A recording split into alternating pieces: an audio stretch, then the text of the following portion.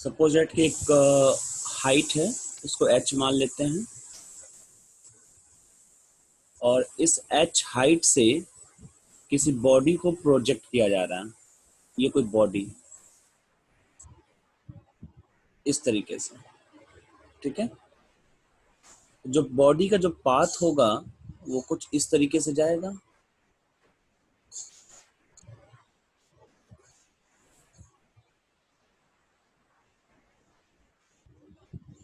वो ग्राउंड को point B पर हिट कर रहा है। ये पॉइंट मान लेते हैं ओ है, जहां से बॉडी को हम लोगों ने फेंका, ठीक है। ये एंगल थीटा मान लेते हैं कि हॉरिजॉन्टल से थीटा एंगल पे हम लोगों ने फेंका है। ये u अगर वेलोसिटी है, ये हो जाएगा u cos थीटा, और इस साइड जो हो जाएगा वो हो जाएगा u sin theta.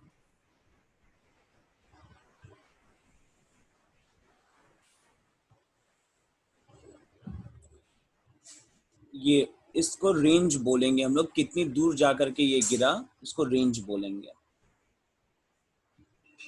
Range r, ठीक है। इसका फ्लाइट टाइम t मान लेते हैं कि ये t टाइम के लिए बॉडी हवा में रही,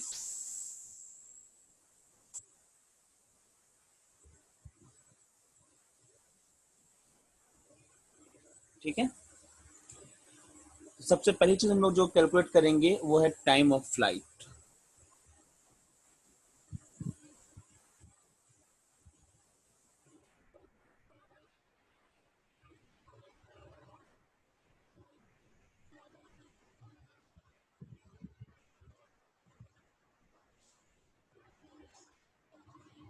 एक चीज और बता दें,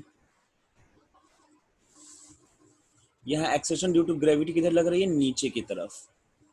हर जगह ऐसे ही लगती है।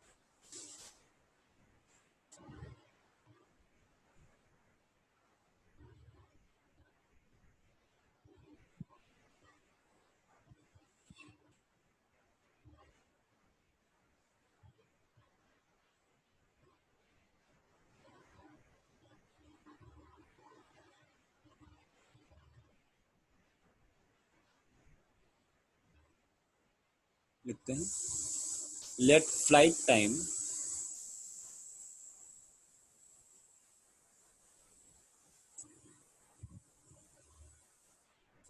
Is t. Flight time t मान लेते हैं। कंसीडर वर्टिकल मोशन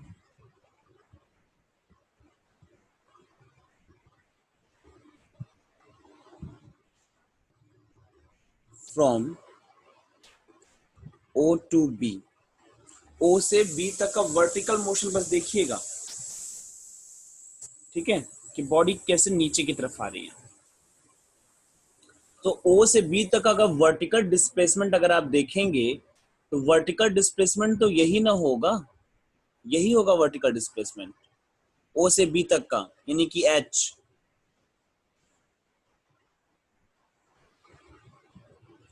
हम लोग यूज कर रहे हैं second equation of motion, using second equation of motion.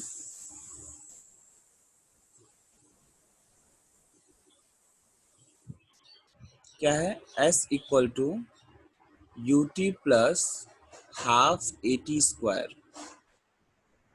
यहाँ देखिए वर्टिकल में डिस्प्लेसमेंट कितना होगा ओ से बी तक का, वो h होगा। u ओ पर देखिए, ये जो इनिशियल वेलोसिटी जो है u साइन थीटा वर्टिकल में, ये अपवर्ड डायरेक्शन में है, और बॉडी किधर जा रही है, डाउनवर्ड डायरेक्शन, तभी तो बी तक पहुंचेगी। तो इसको जब हम लोग अपोजिट में लेंगे तो इसके साथ लग जाएगा minus, u equal to minus u sine theta हो जाएगा। और चूंकि डाउनवर्ड मोशन है तो एक्सेलरेशन की वैल्यू g के बराबर हो जाएगी, और टाइम कितना लग रहा है टोटल, फ्लाइट टाइम के बराबर t के बराबर। पुट कर दीजिए, h equal to minus u sine theta into t plus 1/2 g t square. अब इस फॉर्मूले में आपको एच दिया रहेगा, ठीक है, एंगल दिया रहेगा, इनिशियल वेलोसिटी दिया रहेगा, और टाइम पीरियड आप बड़े आसानी से इससे कैलकुलेट कर सकते हैं। From this formula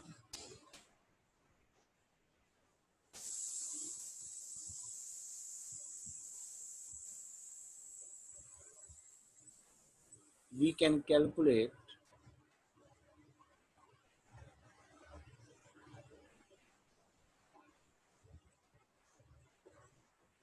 flight time।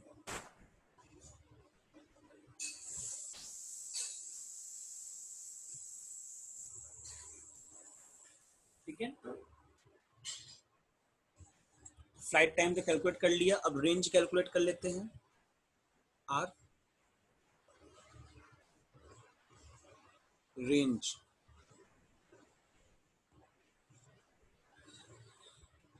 देखिए हॉरिजॉन्टल डायरेक्शन में तो कोई एक्सलेशन काम कर नहीं रहा है, तो सिंपल फॉर्मूला यूज कर लिया जाए।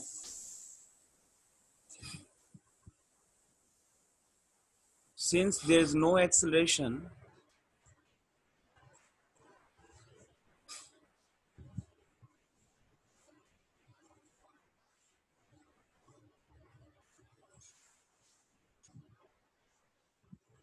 along x axis,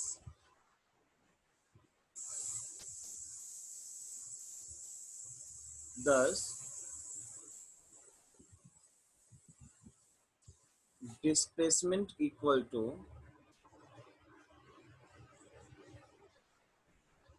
velocity into time।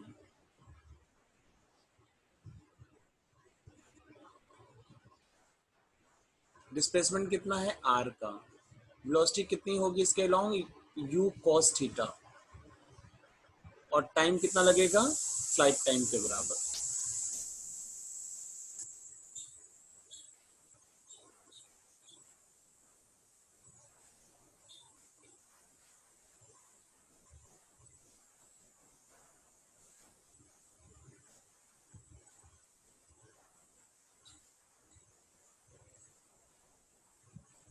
ठीक है, तो ये रेंज हो जाएगा आपका।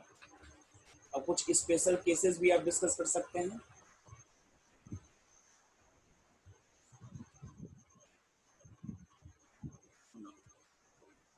स्पेशल केसेस,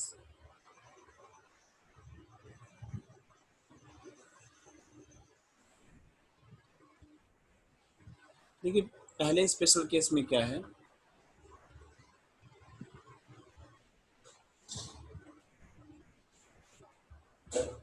when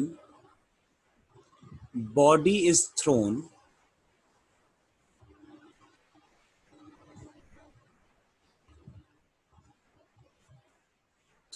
horizontally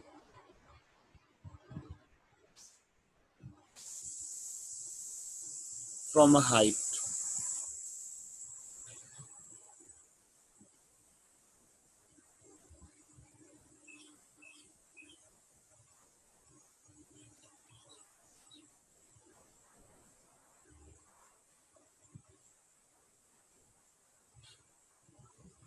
ठीक है, मतलब हॉरिजॉन्टली फेंक दिया जाए इस तरीके से।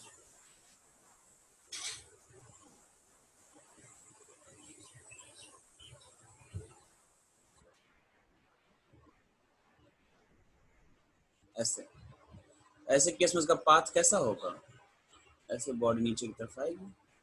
ठीक है, इस तरीके से जब इस तरीके से हम लोग फेंकेंगे तो होगा क्या,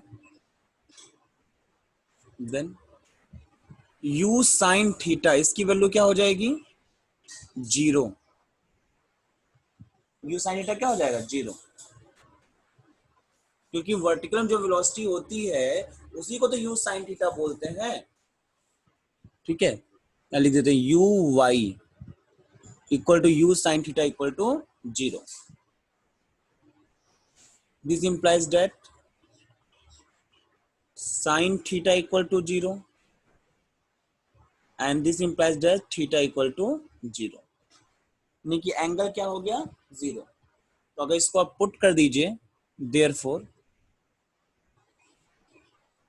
इसको मैं इक्वेशन नंबर मान लेता हूं, इसको इक्वेशन नंबर 1, इसको इक्वेशन नंबर 2 मान लेते हैं। Therefore from 1 h equal to, पहले टर्म में तो साइन थीटा था तो वो पूरा टर्म 0 हो जाएगा, प्लस 1/2 GT स्क्वायर, ये बच जाएगा, यानी कि t इक्वल टू कितना हो जाएगा, 2h/g। ठीक है, ये हो जाएगी फ्लाइट टाइम की वैल्यू, अगर हॉरिजॉन्टली हम लोग अगर इसको डिस्प्लेस कर रहे हैं तब। एंड इक्वेशन नंबर 3 बना लेते हैं। रेंज कितना हो जाएगा,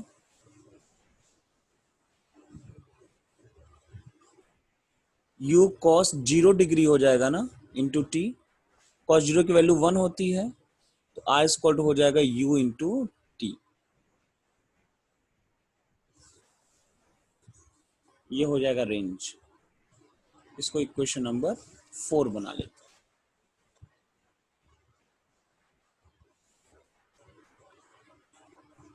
यहां चाहे तो आप t की वैल्यू पुट भी कर सकते हैं h और g के टर्म में कैलकुलेट करने के लिए।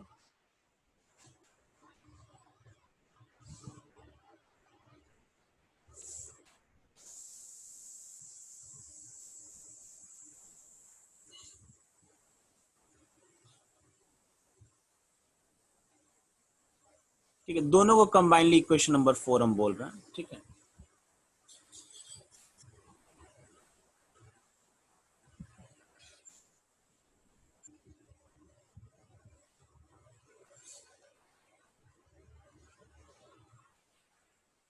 ये यहाँ पे स्पेशल केसेस हो जाएंगे।